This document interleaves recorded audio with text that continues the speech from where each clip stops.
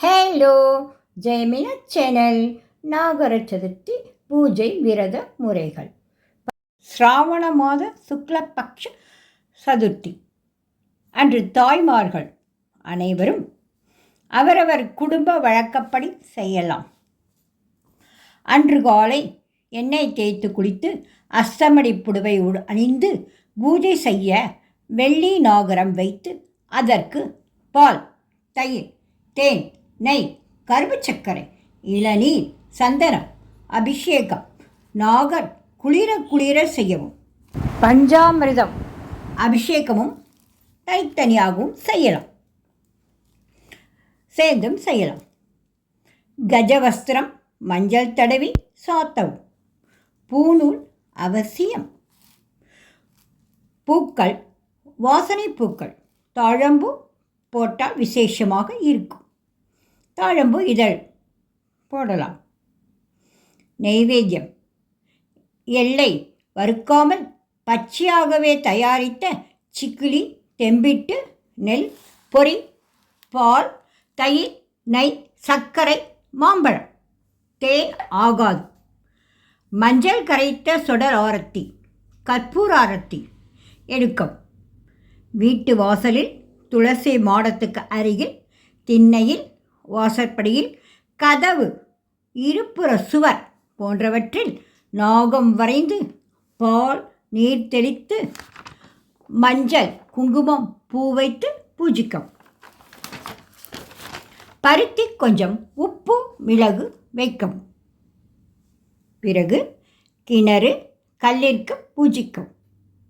காரணம், நமது பிள்ளைகள் திடகாத்திரமாகவும் கல்லை போன்றும் நீண்ட ஆயுள் பெறவும் நீர்நிலையில் விபத்து ஏற்படாமல் இருக்கவும் செய்கிறோம். வீட்டு பூஜை முடிந்த பிறகு புற்றுக்கு அல்லது அரச மரத்தனடி கருஞ்சிலைக்கு பூஜை செய்யும். நெய்வேத்தியம் தேவையில்லை. பூஜைகள் முடித்தவுடன் அவரவர் குடும்ப சம்பிரதாயம்படி ஆகாரம் எடுக்கவும்.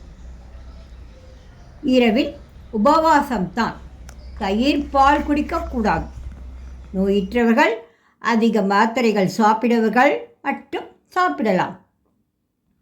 உப்பு சேர்க்காதவர்களுக்கு ரவா கேசரி, வெள்ளை அவல், உப்பு போடாமல் தயிர் அவல், ஜவ்வரிசி பாயசம். உப்பு சேர்த்து உண்பவர்களுக்கு உப்புமா, ஜவ்வரிசி பகோலாபாத், தயிர் அவல் போன்றவைகள் எடுத்துக்கொள்ளலாம். தாம்பூலம் போடலாம். பிரம்மச்சாரிக்கு கோபிச்சந்தனம், பூநூல், தட்சணை, வெற்றிலை பாக்கு கொடுப்பது விசேஷம். புற்றுமண்ணை வயிற்றில் தடவிக்கொள்ளவும். சக்தி இருந்தால் பிரம்மச்சாரிக்கு வஸ்திரமும் கொடுக்கலாம். நாம் செய்திருக்கிறோம்ல, நெய்வேத்தியம் செய்திருக்கோம், அந்த சிகிலி கொஞ்சம் கொடுக்கவும். ஒரு தேங்காய் நைவேத்தியம் செய்தால் அதில் ஒரு மூடி தேங்காய் கொடுக்கலாம். தெம்பிட்டு வைத்து அழகாக பிரம்மச்சாரிக்கு கொடுப்பது விசேஷம். அன்று விரதம் செய்ய முடியாதவர்கள் தீபாவளி அமாவாசை ஆனவுடன் சதுர்த்தி அன்று செய்யலாம். கடவுள் எப்படியெல்லாம் நமக்கு ஆப்ஷன் கொடுத்திருக்கார்கள் பாருங்கள். நாகர சதுர்த்தி விரம் இருந்து நம் குழந்தைகள் நீண்ட ஆயுள், தேகபலம் பெற பிரார்த்திப்போம். வாழ்க வளர்க.